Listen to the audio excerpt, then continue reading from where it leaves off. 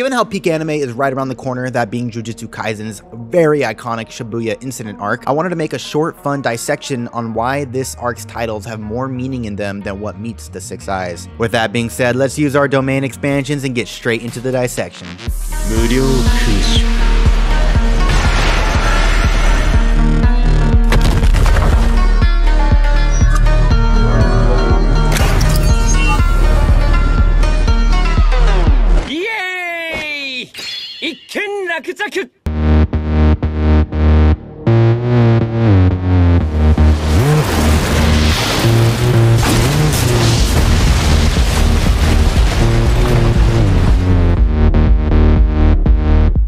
Hello there everyone and welcome back to another Jujutsu Kaisen video. I will be doing a full Season 2 dissection video after the Shibuya incident wraps up, but for today we are taking a look at the Premature Death Hidden Inventory Gojo Past arc.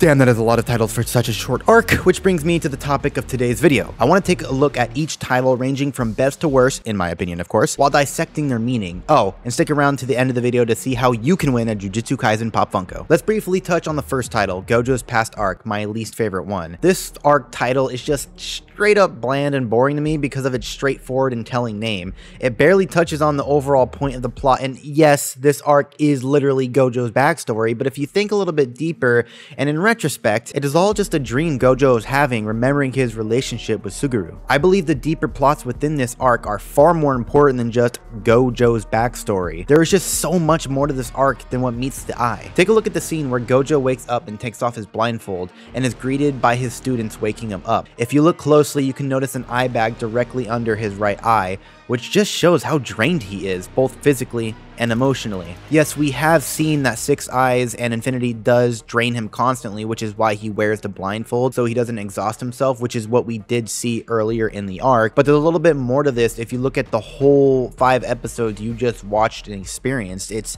context clues that the author is trying to give you of why he feels so drained. You can feel drained emotionally just like you can physically, and that does take a toll on your body. When Megumi asks him why is he smiling, he remembers what the entire arc culminated to, then sees the new family he has gained from it. So in a twist of fate, it gives an emotional parallel to what Gojo and Geto used to have. So my point here is that even though this arc quite literally shows a little bit of Gojo's backstory, it's not just Gojo's backstory, it's Suguru's backstory. It's the relationship between Gojo and Suguru and Riko. It's a backstory on Toji and Megumi in some ways. So I think there's a lot more to this arc if you actually use the Six Eyes and just look a little bit deeper.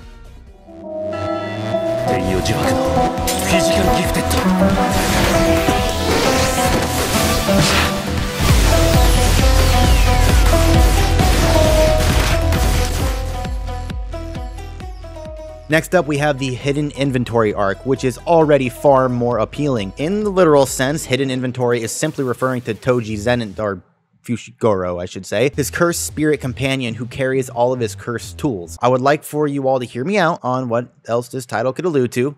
His blessing, Megumi. I know what you're thinking, bro, what? That is such a stretch. But if you hear me out, you may find what I have to say appealing. A major emotional part of Toji's character, outside of his gambling failures, is his son, whom he left behind so many years ago. I strongly believe that because Gojo took on the role of father, or at least mentor, to Megumi after his father was absolutely clapped on, it acts as Toji's last piece of himself left behind, another part of his hidden inventory, if you will, considering what Megumi could become. Now, there is something else I would like to add on. However, doing so would spoil the current arc of Jujutsu Kaisen. So if you are avoiding spoilers, which I highly recommend, skip to the timestamp on screen.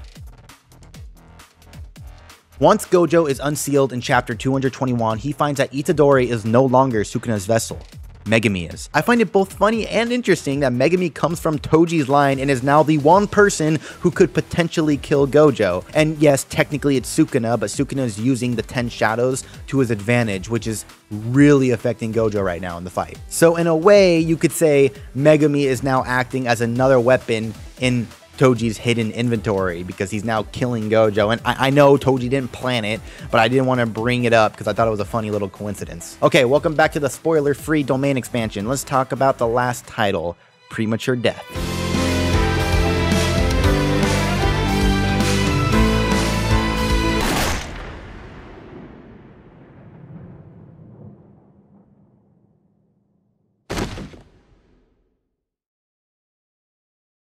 This is by far the most interesting and complex name for this arc, and that is because of the plot. We follow Riko Amanai, the current star plasma vessel who's meant to merge with Tengen. We see her go from wanting to proudly assimilate with Tengen to taking up Geto's offer to live out her life. Then, a premature death.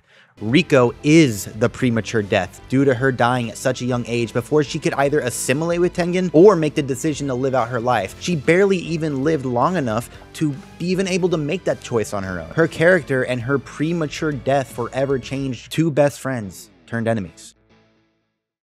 I also want to bring up Haibara, a character who is not talked about enough in my opinion. He could also be interpreted as a premature death. He was a very young sorcerer who had a lot of potential, and he ended up being killed due to a mischaracterization of the class he was up against when it came to his mission. And that premature death really did set off Geto, and that death literally became the death of the only part of Geto that was willing to figure out which path he was going to walk. The path of him fighting 4 non-jujutsu sorcerers died when he died, because then he started blaming non-jujutsu sorcerers for jujutsu sorcerer deaths. And I think in a way that goes to show another death within a death. Toji killing Riko led to the death of Gojo and Geto's friendship, due to the different paths it set them on. Furthermore, Gojo's death when fighting Toji led to a massive shift in his character. He went from a brazen, cocky student to, less brazen, cocky student. Okay, maybe Gojo has not changed much outside of his ideals. So, Premature Death is definitely the most compelling title due to the imagery and foreshadowing it presents. It perfectly sums up the entire plot of the arc, and not just a small part of it. It was both the premature death of Riko Amanai and Suguru Geto and Satoru Gojo. And there you all have it, my thoughts on the Premature Death Hidden Inventory Gojo's Past arc for Jujutsu Kaisen Season 2. What did you think, and which title do you use when referring to this arc? Do you feel I missed anything? Let me know down in the comments below as well. My favorite comment will receive a free Jujutsu Kaisen Pop Funko, and the winner will be announced in my next Jujutsu Kaisen video, which should be my Jujutsu Kaisen Shibuya Incident reaction, the very first episode of that, so episode 6 of season 2. And if you did like this video, consider subscribing and leaving a like. Once again, I plan on making a full season 2 dissection, so if you do not want to miss it, consider hitting the notification bell that, well, it always breaks. Thank you all so much for watching, and I'll see you on Shibuya. Subscribe to HaynesVisuals for some more unfreaking believable